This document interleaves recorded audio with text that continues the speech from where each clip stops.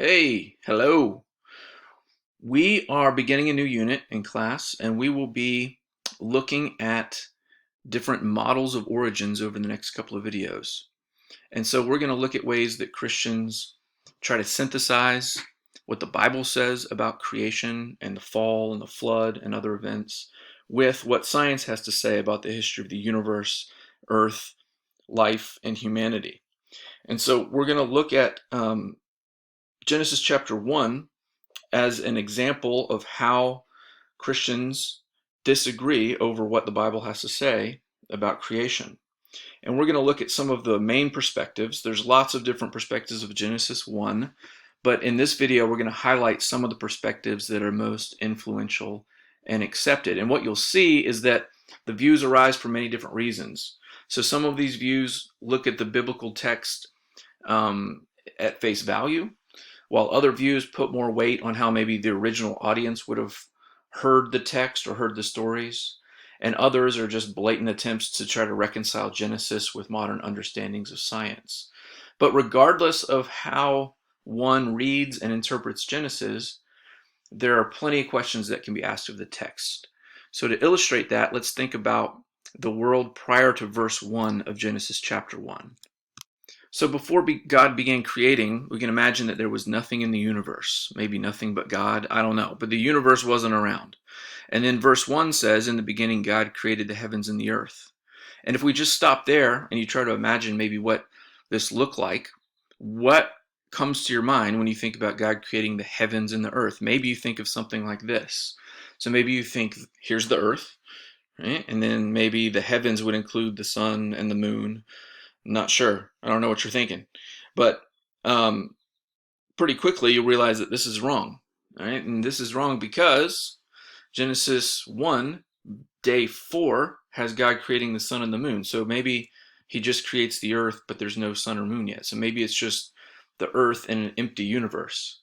And then if you look at where the continents are on this picture of Earth, you see that they're in their current positions. But when we learned about plate tectonics, we know that the continents shift and move through time. So maybe the early Earth had a completely different layout. But then maybe you think about how on day 3, God creates dry land. And so maybe the early Earth didn't even have land on it. Maybe it was just water. And in fact, in verse 2, it says the earth was formless and void, and the Spirit of God was hovering over the waters. So if we interpret these first two verses at face value, then it seems like maybe the earth is just a big ball of water covered in darkness, and maybe it's the only thing in the universe. And that raises a lot of other questions. So I just threw a couple of them up here on the slide. Did this process happen instantaneously? Is the earth moving? So is it just sitting still, or is it rotating on its axis? Is it orbiting where the earth will be?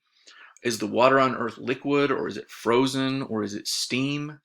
Are the events of these first two verses happening on day 1, or is this a period of time before day 1? Is verse 1 just a summary for the rest of the chapter, or is it talking about God actually creating something in the beginning as the creation week kicks off? So just reading the text and interpreting at face value still raises a lot of interesting questions. So if we summarize what happens in chapter 1, you see the first two verses that we saw previously, and then the rest of the chapter and into chapter 2 is split into 7 days. So day 1, God creates light and dark. Day 2, sky and water, or at least he separates waters above from waters below. Day 3, he causes dry land to appear, as well as plants. Day 4, he creates the sun, the moon, and the stars. Day 5, flying and swimming creatures. Day 6, different types of land animals, as well as humanity. And then on day 7, God rests. But we still can ask a lot of questions of the rest of the chapter. So, for example, was Earth created on day 1? So in other words, the text doesn't specify when Earth was created. So day 1 seems to, based on the syntax, on day 1, God seems to be creating light and dark. So the Earth gets its first mention in verse 1. So maybe Earth was created prior to day 1, or maybe verses 1 and 2 are part of day 1. We also have 3 days, days 1, 2, and 3, where there's evening and morning, the first day, the second day, the third day. but the sun hasn't been created yet, so the sun doesn't show up till day 4. So how do we have day and night patterns if there's no sun? When were different animals created? So this chapter divides them up into flying and swimming and land creatures, and then differentiates between animals and humans. But when were animals like toads created? I picked toads because they're amphibians. So as tadpoles, they swim around in water, and as adults, they hop around on land. So would they be part of day 5 or day 6? What about livestock? What about domesticated animals like sheep and goats and cows? Were they created specially by God, or did humans breed and domesticate them over time? And last question is, what happened on day 8? So God rests on day 7. And if this was 7 24-hour days, then what happened on the 8th 24-hour day? What is God doing? Is he resting? Is he still creating? What's he doing in the modern day? So as you see, the different views of Genesis 1 that we're about to talk about attempt to answer some of these questions, and they answer these questions in different ways. So before we get any further too, let's just pause really quickly and talk about what do we even mean by a day? So in the English language, the word day can have lots of different meanings. It could be a period of 24 hours. It can be the period of light from sunrise to sunset. It could be the present, like we say the present day. It could be a particular period of time in the past, so D-Day, or in the day of Julius Caesar. Or we can even talk about the lifespan of an individual person. So even in English, the concept of day can have different meanings. And in the Bible, we see that this is true too. So it's not super clear, according to some folks, about what a day even means in Genesis chapter 1. So verse 5, chapter 1, God called the light day. Right? So he's calling the daylight portion day. Actually, he's calling the light day specifically, but we can infer that it's the period of time that there was light. And then it says, and there was evening and there was morning the first day. So if we take this pretty literally, evening and morning the first day, does that mean that the nighttime, the time from sunset to sunrise, was the first day? You could make the argument.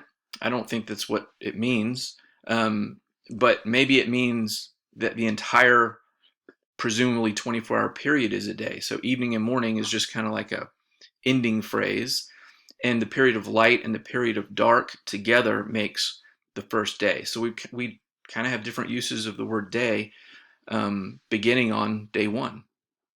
So let's look at some of the Christian views of Genesis chapter 1. All right, here they are summarized. So we're going to look at 5 views. There's many more we could talk about, but we're going to just focus on these 5. These are some of the more common ones. The 24-hour view, gap theory or gap theories, the day-age view, framework interpretation, and phenomenological view. So I'll talk about each of these in more detail as we progress. First up is the 24-hour view. So the 24-hour view proposes that each of the days of the creation week in Genesis 1 were sequential days, so they happened one right after another, and each was about 24 hours in duration. So the creation week was literally a week. All right, and reasons for this view include there was evening and there was morning. The first day or the second day. So this refrain is found after each of the first 6 days. It's not found after the 7th day, but it's found in the first 6 days. So maybe each day was 24 hours, just like our modern experience with days. Exodus 20:11 is often used as support for the 24-hour view. This verse says, "For in 6 days the Lord made the heavens and the earth, the sea, and all that is in them, but he rested on the 7th day." So proponents of the 24-hour view say God created in 6 24-hour days and then rested on the 7th. Gap theories. So gap theories basically promote or preserve a gap in time between the opening verses, Genesis 1:1 and 1:2, and then the days of the creation week. So in other words, if you look at this, we see a picture of the Big Bang and then the early Earth. So maybe Genesis 1, in the beginning God created the heavens and the earth, maybe that's talking about him creating the entire universe. And then eventually creating the earth as well. And then how much time passes between the end of verse 2 and the beginning of day 1 in verse 3? Well, it could be a long gap of time. So in other words, maybe there were billions of years where God was creating the universe and creating earth, And then on day 1, he creates a light and dark cycle. So maybe the sun starts shining or the earth is spinning on its axis. And then days 2 through 6, God is creating, dry land, and maybe the sun and the moon and the stars were created earlier, but they can be seen for the first time on day 4. He's creating flying and swimming creatures on day 5, and so on. And then day 7 would be a day of rest. So this is one gap theory. Here's another one. So maybe God created an original world in verses 1 and 2, or I'm sorry, in verse 1. So God created the heavens and the earth. So he creates a functioning universe and an earth, and this earth has life that God created on it.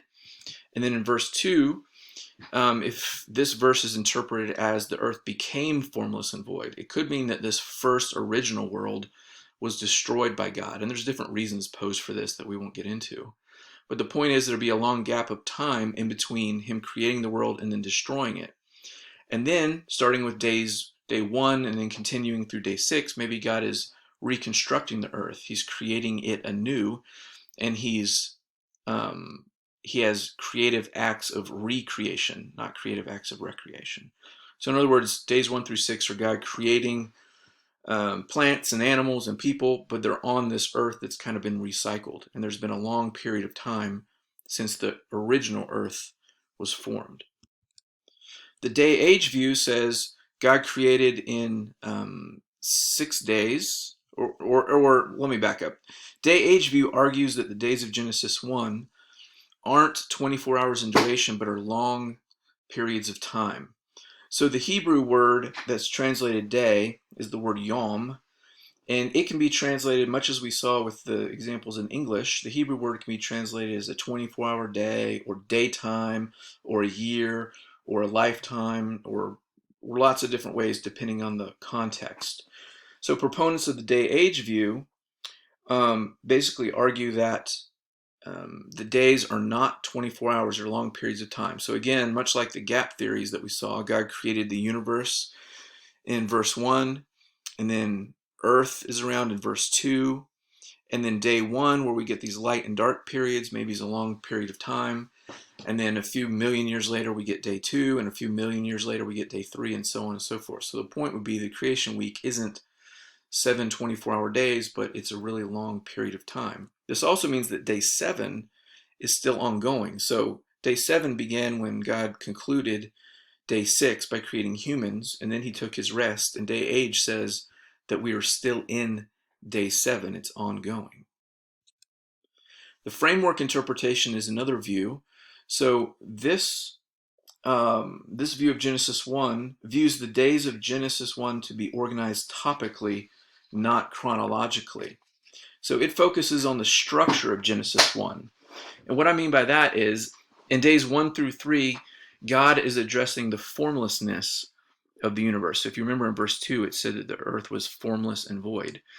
So formless means that God is going to form it. He's going to create these kingdoms or non-living places where later living organisms or ruling organisms or ruling bodies can be. And so if that didn't make any sense, that's okay, just bear with me. Day 1, God creates light and dark, right? He separates the dark and the light. Day 2, he separates the waters above from the waters below. So we could say that he created the sky above and the waters below. Day 3, he gathers the land into one place and then causes plants to sprout on it. So he creates land and plants. What's interesting is on days 4 through 6, they seem to be linked to days 1 through 3. So day 4, God creates the sun. Why does he do it? To rule the light. Why does God create the moon and the stars? To rule the nighttime or to rule the dark. So there's a link between day 1 and day 4. Day 5, God creates the birds, or at least flying creatures, and they fly in the sky. They rule the sky. And then he creates swimming creatures like fish, and they rule the water. On day 6, God creates land animals that rule the land, and he creates humans, and he gives humans plants to eat, and we learn in chapter 2 that he plants a garden for the humans to live in. So humans are the gardeners of the creation. So framework says God is addressing the formlessness of the world by forming these kingdoms, and then that's over the first 3 days, and then on the next 3 days, he's filling those kingdoms with organisms or entities to rule them. Right? And then what happens on day 7? God rests. So God is the creator king. He created all these other kings, and he's also the creator and the king of all of the kingdoms he formed. So the rest isn't like rest because God's tired. It's just kind of putting a cap on God's creative activity. So the framework interpretation says that the days aren't necessarily a set period of time, nor do they necessarily happen in the sequence. God is just using the concept of days as frames, almost like picture frames, through which we view God's creative acts. So in other words, framework interpretation says that Genesis 1 isn't trying to convey some sort of scientific or chronological record of creation, but rather it's organizing God's creative acts topically. So it focuses on the organization of chapter 1 and not the chronology. Another Christian view is the phenomenological view. So phenomenological means how people experience the world through their senses.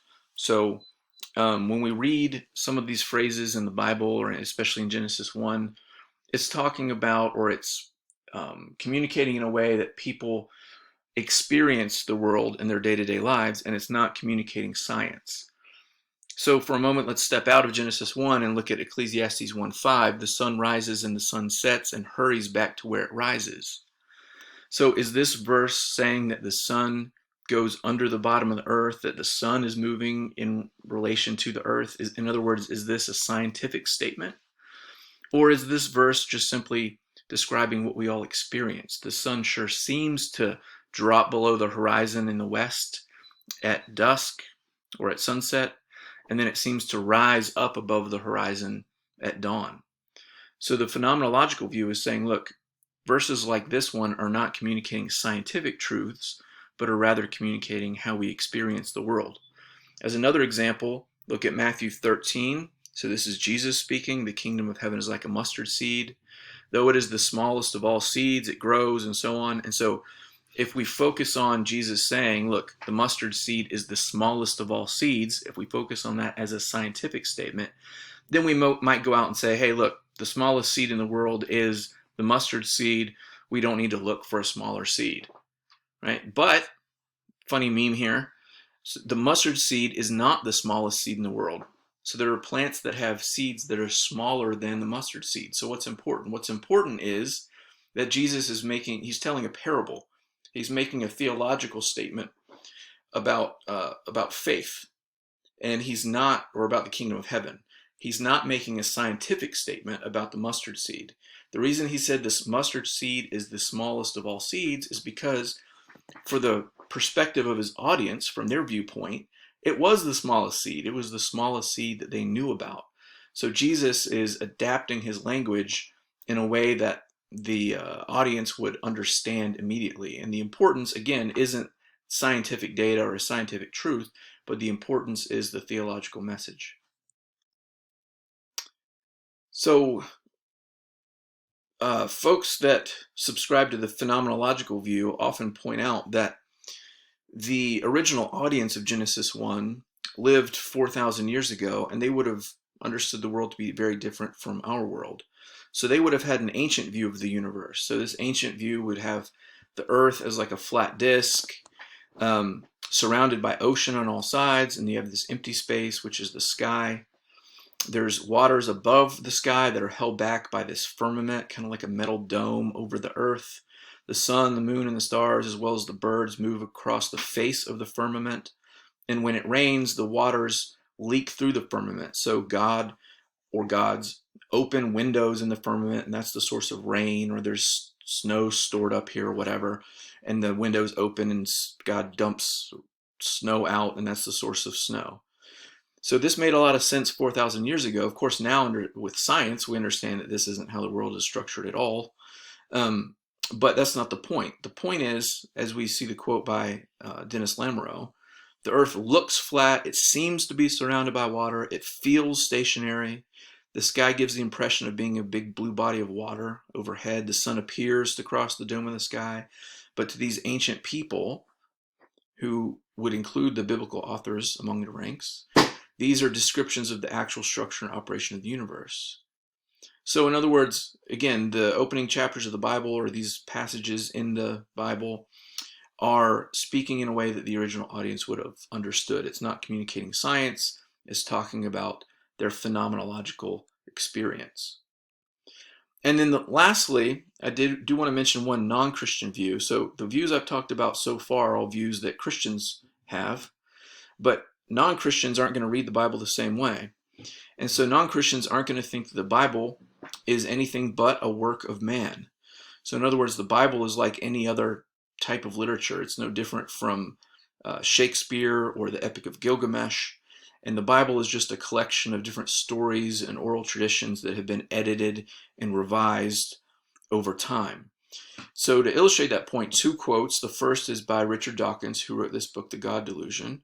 So he says, "Much of the Bible is not systematically evil, but just plain weird, as you would expect of a chaotically cobbled together anthology of disjointed documents, composed, revised, translated, distorted, and improved by hundreds of anonymous authors, editors, and copyists, unknown to us and mostly unknown to each other, spanning 9 centuries. In other words, the Bible is just a collection of human writings. Thomas Paine, in the 18th century, wrote, "Take away from Genesis the belief that Moses was the author, on which only the strange belief that it is the word of God has stood, and there remains nothing of Genesis but an anonymous book of stories, fables, and traditionary or invented absurdities, or of downright lies.